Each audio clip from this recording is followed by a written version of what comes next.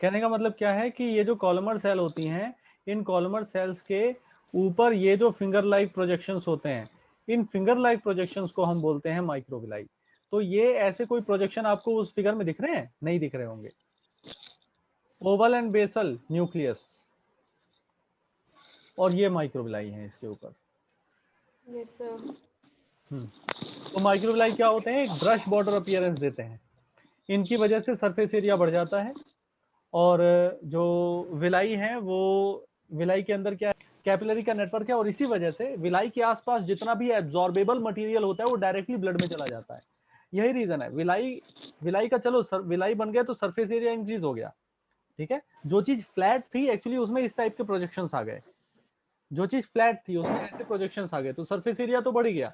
लेकिन surface area बढ़ने का फायदा तब होगा ना जब उसके अंदर ब्लड सप्लाई हो, तो ब्लड सप्लाई वहां पर प्रोफ्यूज होती है, वहां पर कैपिलरीज प्रेजेंट होती है, जिसकी वजह से जो भी एब्जॉर्बेबल मटेरियल विलाई के आसपास होगा वो सारा उसमें एब्जॉर्ब होता जाएगा। साथ ही साथ यहाँ पर एक लिम्फेटिक कैपिलरीज भी होती है ब्लड कैपिलरीज के अलावा, और लिम्फेटिक कैपिलरीज ऐसी होती है कि वो ब्लाइंड एंडेड होती है। देखो यहाँ पर बन रही है, यहाँ पर बन रही है, लेकिन ये ब्लाइंड एंडेड है, कहीं एंड नहीं हो रही है, ठीक है। जबकि कैपिलरीज का कैसे है? ये कैपिलरीज बनी यहाँ पर और ये वेन्यूल्स में जा रही है, आर्टरियोल से बनी और ये वेन्यूल्स में जा रही है, ठीक है। ऐसा है, तो लिम्फ कैपिलरी और ब्लड कैपिलरी में डिफरेंस है।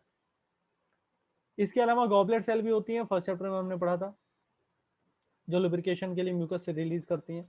Mucosa also form glands in the stomach, stomach और इंटेस्टाइन में ग्लैंड्स भी होती हैं, गैस्ट्रिक ग्लैंड और क्रिप्स ऑफ लिबरकन। क्रिप्ट क्या है? गड्ढा, किसके बीच में? दो विलाई के बीच में, ठीक है। मल्टीपल विलाई है, बहुत सारी विलाई है, तो यहाँ पर बीच बीच में जो डिप्रेशन है उसी को क्रिप्ट कहा है। तो क्रिप्ट ऑफ लिबरकन इसको बोलते हैं। जो इंटेस्टाइनल ग्लैंड्स हैं वही वो यही क्रिप्ट में बनती हैं, तो क्रिप्ट ऑफ लिबरकन बोला है इसको। Is this clear now? तो हमने क्या क्या पढ़ लिया स्टार्टिंग से? देखो 1.5 आवर लगभग हम लोग पढ़ चुके हैं। सबसे पहले क्या लिखोगे? फूड। अब मुझे आप लोग बताइए, आप लोग मुझे बताते जाओगे कि कौन कौन सी डेफिनेशन इसमें आई हुई है। बताओ जरा, सबसे पहले क्या लिखूं? सर फूड पहला था, फिर एक सेकेंड, डाइजेशन। सर फिर ये इसकी लिखे हम थिकोडोंट क्या होता है एंड ऑल। हाँ हाँ, yes, terms yes sir, terms तो लिखेंगे, थिकोडोंट सर। है ना। क्या लिखूं? Yes sir. थिकोडोंट लिख लिया सर मैंने। थिकोडोंट। फिर क्या यस सर, लिखूं? फिर डाइफोडोंट। डाइफाइडोंट लिख लिया। फिर सर फ्रेनेलम भी लिख सकते हैं सर। बिल्कुल, फ्रेनुलम लिख सकते हैं, पेपिली लिख सकते हैं, यस सर। एपिग्लाटिस। ओके। एपिग्लोटिस के बाद सर और क्या फिर पढ़ा आपने? सीकम। नहीं, सर ग्लोटिस, सीकम। ग्लोटिस पढ़ा। और आपने गलेट भी तो पढ़ा है, अच्छा गलेट। ग्लॉटिस। हाँ सर, हाँ जी। हाँ हाँ हाँ, हाँ जी। और स्टमक, स्टमक की डेफिनेशन है, सर स्टमक की स्टमक की डेफिनेशन डेफिनेशन क्या होगी सर, इम्पोर्टेंट है क्या? है ना, इंपॉर्टेंट, बिल्कुल जे इंपॉर्टेंट। Shaped bag. इस पे अच्छा आया जे हुआ है, shape. J shaped, U shaped, C shaped, ऐसे करके आया हुआ है, तो इंपॉर्टेंट है ये। इसके बाद फिर स्फिंक्टर की बात है, स्फिंक्टर, गैस्ट्रोइसोफेजियल। ठीक है। फिर आगे ये ड्यूडेनम, डिओडेनम। सी शेप ड्यूडेनम। सीकम, ठीक है, हाँ। फिर सर डिओडेनम। ठीक है, फिर जेजुनम। इलियम। ठीक है, विलाई। हाँ villi, serosa. Serosa, serosa, good. फिर muscularis, submucosa. Mucosa. Root. Microvilli. Crypt of Lieberkuhn. इतना किया बस अभी तक। बस क्या, ये लैक्टियल छूट गया? लैक्टियल है। जी sir. Food, digestion, thecodont, diphyodont, frenulum, papillae, epiglottis, glottis, gullet, stomach, sphincter, caecum, duodenum, jejunum, ileum, serosa, muscularis, submucosa, mucosa, rugae, villi, microvilli, crypts of Lieberkuhn और लैक्टियल, ठीक है। यहां से शुरू करते हैं, बताओ एक एक करके बताते जाओ। Organic substance that provide food, that provide energy. ठीक है, आगे digestion. So the breaking down of complex macronutrients into simple forms by the body, by the digestive parts of the body is known as good. digestion. हम ये कह सकते हैं कि absorbable, absorbable, simpler form, Yes sir, absorbable yes sir. Form, है ना? Yes, absorbable form. When teeth are embedded in socket, this condition is known as thecodont. आगे, 2 sets of teeth appear in one life span, that is known as diaphyodont condition. ठीक है बेटा? आगे, Sir, a structure that connect tongue to buccal cavity. Buccal cavity कहाँ? ऊपर, नीचे, lateral, कहाँ? नीचे नीचे नीचे up lower part. क्या बोलेंगे? क्या बोलेंगे? फ्लोर नहीं। Of buccal cavity. Floor of buccal cavity. हाँ. जी सर. नेक्स्ट. Papilla होते हैं, finger like projections होते हैं. अपने टंग पे देखो फिंगर लाइक प्रोजेक्शन दिख रहे हैं क्या? ये कौन सी टंग है? तो मतलब छोटे छोटे. हाँ, small projections. Small Small, projections. tiny. हाँ, Yes, sir. है ना? which makes Tiny the small tongue rough, projections. which make the surface Yes, of tongue rough. Okay, that Yes, is known as papillae. आगे, They contain taste buds. Taste buds are embedded on them. Epiglottis is a cartilaginous flap that prevent food from going into windpipe. ठीक है. Next. Glottis. Sir, glottis is the opening of esophagus.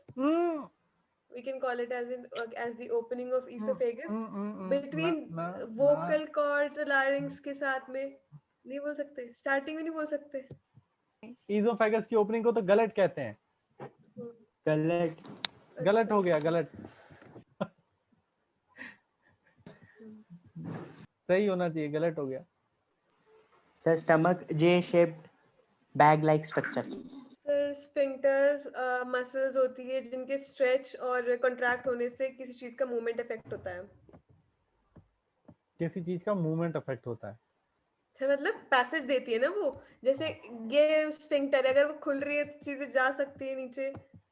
जैसे कि वो हो गया, stomach में ही हो गया स्फिंक्टर हाँ. प्रेजेंट. हाँ. 2 जगह पे. एंड हाँ. उससे हम मतलब वो प्रिवेंट कर जाती है, प्रिवेंट कर देता है इन और आउट जाना चीजों का. अगर बंद होता है तो खुला होता है तो जा सकते हैं. बिल्कुल सही बात है. यहाँ पर मान लो एक स्फिंक्टर मसल है, यहाँ मान लो दूसरी स्फिंक्टर मसल है. ये देखो ऐसा हो जाएगा. यानी कि अगर हम इसको ऊपर से देखते हैं तो इसके अंदर अभी इस टाइम पर ये जो मसल्स हैं, ये मसल्स कॉन्ट्रैक्ट हो रखी हैं. ठीक है.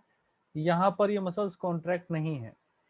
इस लोकेशन पे फिर से ये मसल्स जो हैं वो कॉन्ट्रैक्ट हो रखी है. कॉन्ट्रैक्ट हो जाएंगी तो ल्यूमन हो जाएगा क्या? बंद. ल्यूमन बंद हो जाएगा. ठीक है, ऐसा होता है बेटा. ठीक है, तो जो फूड पार्टिकल है, फूड पार्टिकल यहाँ है, नीचे नहीं जा पाएगा, यहाँ पर प्रेजेंट है, यहाँ से नीचे तभी जाएगा जब ये रिलैक्स होंगी. Is this clear now? ठीक है.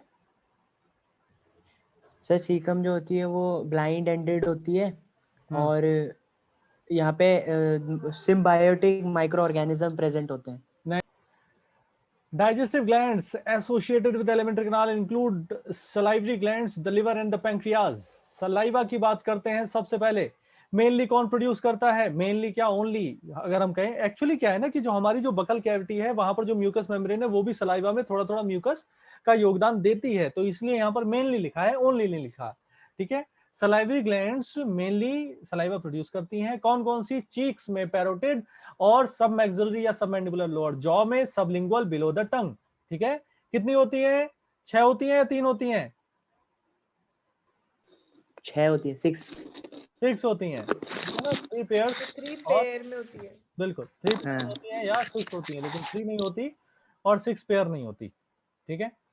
पैरोटिड सब मैक्सिलरी या सब मैंडिबुलर बोलते हैं और सबलिंगुअल बोलते हैं below the tongue. Sublingual, lingua word आता है टंग के लिए, सब मतलब आता है हेडिंग सब हेडिंग यानी कि नीचे, तो below the tongue. These glands situated just outside the buccal cavity secrete salivary juice into the buccal cavity. बड़ा इंपॉर्टेंट यहां से क्वेश्चन आ चुका है कि salivary glands की लोकेशन क्या होती है? इन द buccal cavity होती है क्या? बिल्कुल नहीं. buccal cavity में मुंह खोल के देखो, यहाँ पर कोई salivary gland नहीं दिखेगी. यहाँ सलाइवा दिख सकता है आपको, टीथ और टंग दिख सकता है. तो सलाइवा आ रहा है बकल कैविटी में, सलाइवरी ग्लैंड है नहीं बकल कैविटी में. सलाइवरी ग्लैंड कहाँ है? सलाइवरी ग्लैंड्स हैं बिलो द लोअर जॉ और चीक में प्रेजेंट है और बिलो टंग प्रेजेंट है. टंग के बिलो ऐसा नहीं है कि फ्रेनुलम के आसपास दिख जाएगी, दिख नहीं जाएगी, वो म्यूकोसा में एम्बेडेड है. तो इसके सिक्रीशन बकल कैविटी में आते हैं, ये बकल कैविटी में नहीं है. फिर सर जो कुछ लोग बोटॉक्स करवाते हैं, बोटॉक्स करवाते हैं? करवाते हैं अपने फेसेस पे, उससे हाँ बोटॉक्स हाँ सिरिंज वगैरह लिप्स वगैरह में करवाते हैं। हाँ उनमें कुछ फर्क नहीं पड़ता मतलब हमारे ग्लैंड्स वगैरह को इससे, या फिर वो स्किन में कहाँ कौन सी जगह जाती है वो चीजें? हाँ हाँ हाँ।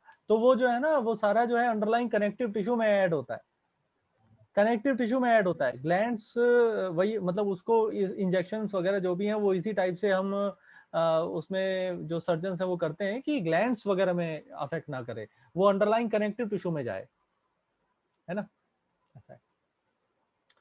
Liver is the Botox largest, मतलब? क्या? बोटॉक्स मतलब? प्लास्टिक सर्जरी जिसको बोलते हैं, कॉस्मेटिक सर्जरी जिसको बोलते हैं, कॉस्मेटिक सर्जरी बोलते हैं उसको। Liver is the largest gland of the body, weighing about 1.2 से लेकर 1.5 kg, 1.5 किलो तक का होता है लिवर, होता है एब्डोमिनल कैविटी में है सारी ये चीजें, डायफ्राम के जस्ट नीचे। और इसमें कितने होते हैं? 2 लोब्स होते हैं, बाइलोब्ड होता है, ठीक है, एनसीईआरटी के हिसाब से। ओवरऑल अगर पूछ लें तो 2 लोब्स का जो इसमें कंट्रीब्यूशन है वो स्मॉल होने की वजह से कम है, और जो 2 लोब्स हम लोग बोलते हैं वो एंटीरियरली यानी कि वेंट्रली अगर हम डाइसेक्ट करते हैं किसी पेशेंट को तो उसमें हमें देखने को मिलेंगे 2 लोब्स मेन लार्ज, 2 लोब्स पीछे की तरफ होते हैं, नीचे की तरफ होते हैं, उनका कंट्रीब्यूशन कम होता है। ओवरऑल अगर पूछेंगे तो 4 लोब्स होते हैं, वैसे 2 लोब्स होते हैं, जिससे सारी की सारी प्रोसेस हो रही है। इन लोब्स के अंदर होते हैं hepatic lobules, okay. Hepatic lobules are the structural and functional unit of the liver containing hepatic cells arranged in the form of cord, okay। Question का point, arrangement of hepatic cells in the hepatic lobules of liver। Arrangement कैसा होता है? Arrangement होता है cord like. Cord like मतलब क्या? Linear. Linear मतलब क्या? इन रो।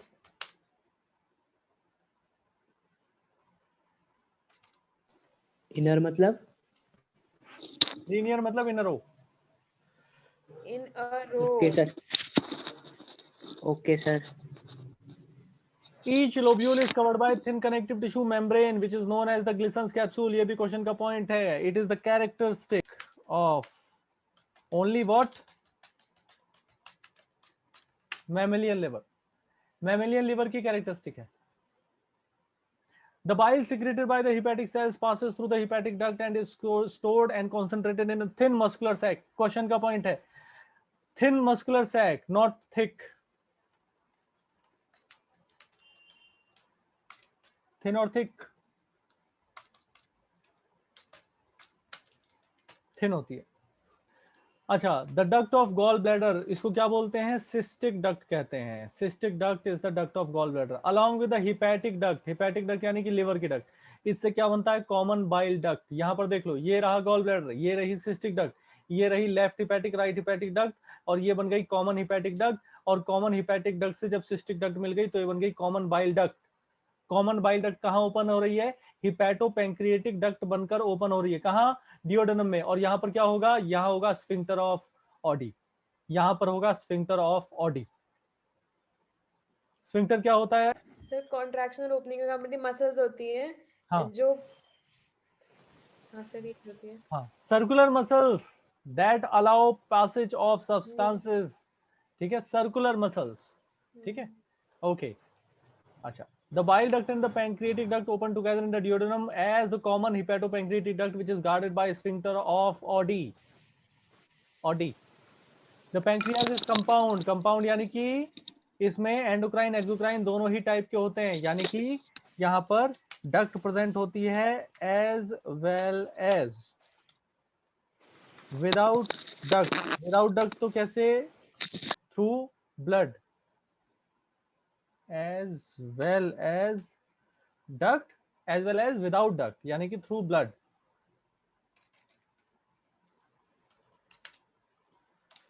यहां पर सिक्रीशंस पॉर किए जाते हैं टारगेट मेम्ब्रेन, टारगेट ऑर्गन तक। यू शेप्ड है, दोबारा से सी शेप्ड आएगा यहां पर।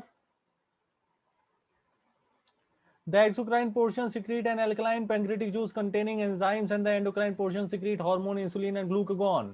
ठीक है, ऑब्वियसली एंडोक्राइन पोर्शन है तो क्या सिक्रीट करेगा? हार्मोन। हमेशा हमेशा, ऑलवेज ऑलवेज क्या सिक्रीट करेगा? हार्मोन। जबकि एक्सोक्राइन पोर्शन क्या सिक्रीट करता है? एंजाइम्स। क्या ये बात क्लियर है यहां तक? डाइजेशन ऑफ फूड की बात करते हैं। The process of digestion is accomplished by, अभी हमने पढ़ा था, mechanical as well as chemical, दोनों टाइप की प्रोसेसेस होती हैं, ठीक है, mechanical as well as chemical. Buccal cavity की बात करते हैं सबसे पहले, नंबर 1 बकल कैविटी की बात करते हैं। Perform 2 major function, mastication of food और फैसिलिटेशन ऑफ स्वेलोइंग। मास्टिकेशन करना, उसके बाद फिर खाने को स्वेलो करना। टीथ और टंग हेल्प करते हैं इसमें। Masticate and mix up of the food thoroughly, mucus in saliva help in lubrication में। और अधेरिंग द, कौन सा स्फिंक्टर खुलेगा? गैस्ट्रो इजोफेजियल स्फिंक्टर, ये कंट्रोल करता है, ये खुलता है। स्टमक में आ गया। सलाइवा में क्या क्या चीजें? इलेक्ट्रोलाइट हैं, एंजाइम्स हैं, सलाइवरी अमाइलेज है और लाइसोजाइम है। These are the content of saliva. Sodium potassium chloride bicarbonate ion HCO negative लिख रखा है, 3 आएगा नीचे, SCO3 नेगेटिव। एंड एंजाइम्स, कौन से एंजाइम? सलाइवरी अमाइलेज और लाइसोजाइम। लाइसोजाइम क्या करता है? क्या करता है? ये वो था, क्या वो फिजियोलॉजिकल बैरियर। हाँ, फिजियोलॉजिकल बैरियर में था। क्या करता है? नैग और नैम की क्रॉस लिंकिंग को तोड़ देगा। बैक्टीरिया किल करता है। बिल्कुल, बैक्टीरिया को किल करेगा। कैसे? पेप्टाइडोग्लाइकेन में इनकी क्रॉस लिंकिंग को तोड़ देगा, ग्लाइकोसिडिक बॉन्ड को तोड़ देगा तो सेल वॉल में परफोरेशंस हो जाएंगे और बैक्टीरिया विल डाई। और दूसरा क्या है? Salivary amylase. सलाइवरी अमाइलेज क्या करेगा? अमाइलेज है, अमाइलेज जहां पर आ जाता है वहां कार्बोहाइड्रेट को डिग्रेड करने वाले एंजाइम्स आ जाते हैं। सर मैं वो बोल रही हूँ कि जो आंखों के यहाँ पे स्वेलिंग हो जाती है उसमें भी कहते हैं अगर लाइसोजाइम लगाए तो वो सही हो जाता है, मतलब सलाइवा का। हाँ हाँ हाँ बिल्कुल, यस सर। वो सारा वही है। कहीं पे अगर जैसे यस सर। वो होते हैं ना, कैटल्स होते हैं, अलग एनिमल्स हैं, डॉग्स वगैरह हैं, तो उन लोगों को जब चोट वोट लग जाती है तो वो जो है एक दूसरे के वाउंड को लिक या अपने करते हैं। वाउंड को जो है वो लिक करते हैं। उससे क्या होता है? वहां पर कोई इन्फेक्शन नहीं होता। इन्फेक्शन उन्होंने रोक दिया लिकिंग से। उसके बाद बॉडी की जो हीलिंग कैपेसिटी है, इम्यून सिस्टम जो उनका है, वो उसको फिर रिकवर कर देगा, है ना, ऐसा। तो chemical process of digestion is initiated in the oral cavity by the hydrolytic action of the carbohydrate splitting enzyme। कितनी गजब लाइन लिखी हुई है यहाँ पर, एक एंजाइम का नाम लिख के केवल नहीं छोड़ दिया है, इतनी बढ़िया तरीके से उसे एक्सप्लेन कर रखा है कि कार्बोहाइड्रेट स्प्लिटिंग एंजाइम, है ना, the hydrolytic action is being done here. Carbohydrate split हो रहा है, स्टार्च स्प्लिट हो रहा है, किसमें? माल्टोज में। क्यों हो रहा है माल्टोज में? क्योंकि starch is made up of what? Glucose. Starch is the polymer, actually homopolymer, to be very clear, okay. Starch is a homopolymer of the glucose. So what is happening here is salivary amylase is acting over starch at the pH 6.8, which is the actual salivary pH. And what the salivary amylase is doing, it is breaking the glycosidic bond. It is doing what? It is breaking glycosidic bond. Okay. और glycosidic bond को जब तोड़ा जा रहा है तो starch ultimately तो glucose में कन्वर्ट होगा, लेकिन यहां पर ये कन्वर्ट हो रहा है किसमें? माल्टोज में। माल्टोज क्या है? Maltose is a disaccharide which is having 2 glucose units. And what type of linkage is here? Alpha 1 to 6 glycosidic linkage. Alpha 1 to 6 glycosidic linkage. And lysozyme act as antibacterial agent that prevents infection. Then mucosa of stomach has gastric gland. The gastric gland is a major, 3 major cell types यहाँ होते हैं। Mucus neck cell जो mucus बनाएगा,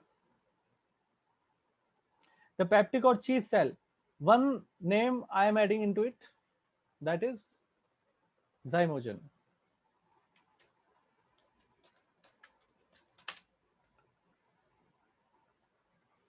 Peptic or chief cell or the zymogen cells which secrete the proenzyme pepsinogen, okay.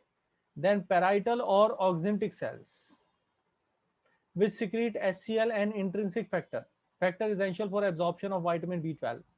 It is very important.